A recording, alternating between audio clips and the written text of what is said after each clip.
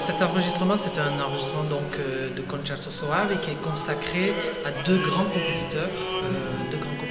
italiens du début du XVIIe siècle, Sigismondo d'India et Jacopo Peri. Et les deux étaient d'origine noble, ce qui a donné aussi le titre de cet enregistrement, Il Canto Nobile, c'est-à-dire le chant noble,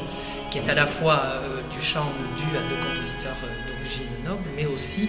un chant très noble par son essence et par la manière dont il va mettre en musique des textes tout à fait exceptionnels, très grands poètes contemporains du début du XVIIe siècle en Italie.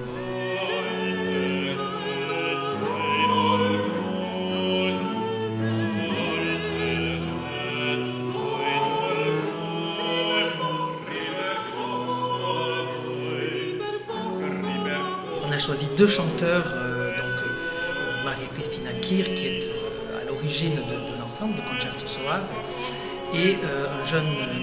plus jeune chanteur, Romain Beauclerc, baryton, ce qui nous a permis aussi d'aller fouiller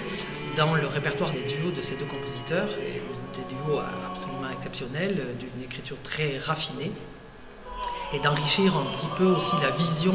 qu'on peut avoir de cette musique-là, tout à fait extraordinaire, très hardie,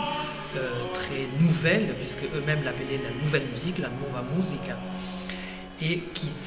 qui s'engage dans des voies d'exploration musicale tout à fait particulières.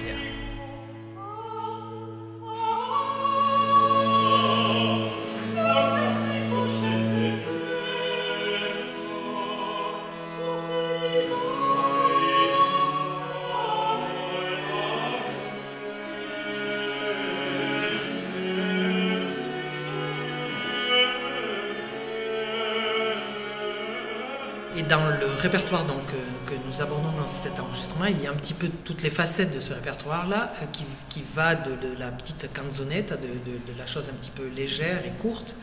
à des grandes pièces, des lamenti. Il y a en particulier deux grands lamenti. Un lamento de Iole, qui aurait été l'amante d'Hercule, et donc qui pleure sur son sort parce que Hercule l'a abandonné, et l'autre lamento qui est le lamento de Giasone, et le lamento de Jason, qui pleure sur ses fils tués par Médée, et donc qui soi-disant Médée lui a servi ses propres fils lors d'un repas.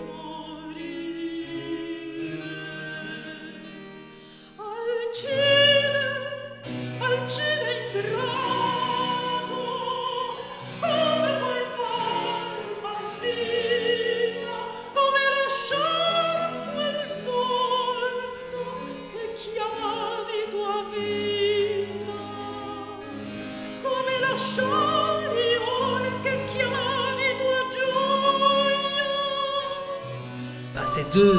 opposés, donc de la canzonette au grand lamento,